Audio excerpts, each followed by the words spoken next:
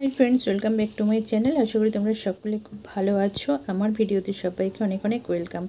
तो शीतकाले एखन शाक सब्जी प्रचुर परिमाणे बाजारे। तो जारा खेते भालोबाशो सब्जी तादेर काछे एटा खूब एकटा पछंदेर मास।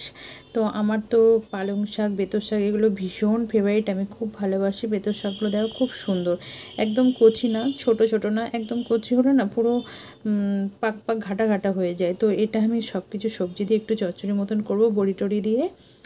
তোমরা কে কে খেতে পছন্দ করো অবশ্যই কিন্তু কমেন্টে জানিও। আমি তো প্রচুর ভালোবাসি, খুব ভালোবাসি। তো এখন শাকটা সুন্দর করে কেটে বেছে ধুয়ে নেব।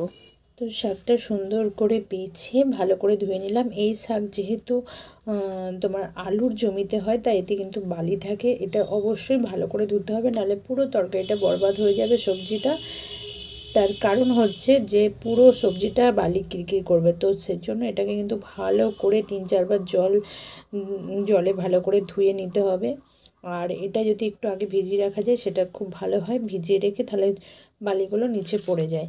তারপরে দেখো এখানে একটা 5 মিশালির সবজি কেটে নিয়েছি, যেটার সঙ্গে এটা চচ্চড়িটা হবে। এখানে আছে শিম, মূলো, বেগুন, গাজর, আলু সমস্ত কিছু কেটে রেখেছি। এবার এটা বড়ি দিয়ে খুব সুন্দরভাবে চচ্চড়ি করবো। তো চলো চচ্চড়িটা করি, দেখো কেমন লাগছে। তো আমরা বিভিন্ন পদ্ধতি নিয়ে বিভিন্ন রকম ভিডিও দেখে বিভিন্ন রকমভাবে রান্না করার চেষ্টা করি, কিন্তু সিম্পলভাবে রান্নাটারই টেস্ট আমার মনে হয় বেশি ভালো হয়। তো এখানে আমি কিছু বড়ি ভেজে দেবো। তো বড়ির গুঁড়োগুলো কিছু ছিল সেগুলো দিয়ে দিলাম। তোমাদের বলে রাখি বড়ি কিন্তু আমার বাবার হাতের তৈরি বড়ি, খুব সুন্দর টেস্টের, স্বাদ গন্ধ। তো একদম গুঁড়ো গুঁড়ো পড়েছিল একদম তলায়।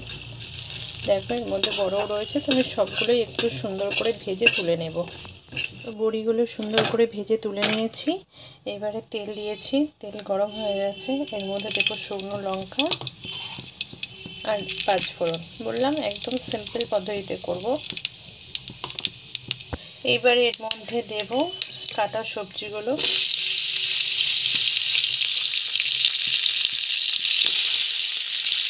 আমি কিন্তু সব সবজি একসাথে অ্যাড করবো, এর মধ্যে কিছু আলাদা করে রাখবো না। তো এর মধ্যে কিছু চেরা কাঁচা লঙ্কা দিয়ে দেবো। তারপর এটা সুন্দর করে নাড়বো।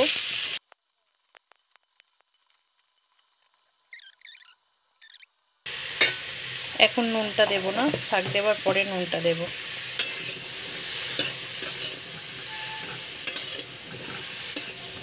সুন্দর এটা মিশে গেছে। এবারে এখানে শাকটা আমি দিয়ে দেব।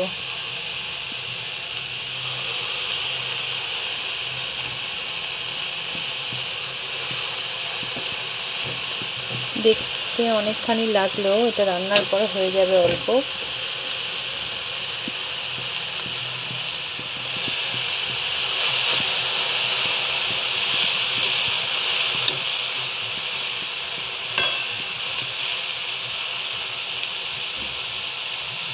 এরপরে দেখো আমি এতে একটু নুন অ্যাড করে দিয়েছি। নুনের পরিমাণটা অল্প দেবে, কারণ শাকটা তো কমে অল্প হয়ে যাবে। এবার আমি ঢাকা দিয়ে দেব। এর মধ্যে কোনো রকম জল ইউজ করব না, একদম গ্যাসটা কমিয়ে দেব। দেখো এটা দিয়ে কিন্তু অনেকটা জল বেরিয়ে গেছে। বড়িগুলো দিয়ে দিলাম।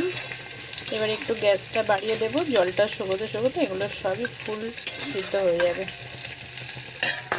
তো দেখো এটাই কোনো রকম জল ছাড়া কত সুন্দর চচ্চড়িটা হয়ে গেছে। এটা খেতে কিন্তু দারুণ টেস্ট লাগে। এটা জল দিয়ে একরকম টেস্ট হয়ে যাবে, জল ছাড়া এটা কিন্তু খুব সুন্দর টেস্ট হয়। তো আমার চচ্চড়ি রেডি। ফাইনাল লুক কত সুন্দর লাগছে দেখতে। এটা খেতেও সেরকম টেস্টি হয়। তো তোমাদের ভিডিও কেমন লাগলো অবশ্যই কমেন্টে জানাবে। ভিডিও ভালো লাগলে ভিডিওটা দেখার লাইক, চ্যানেল নতুন হলে সাবস্ক্রাইব। দেখা হচ্ছে নেক্সট ভিডিওতে। সবাই ভালো থেকো, সুস্থ থেকো, টাটা।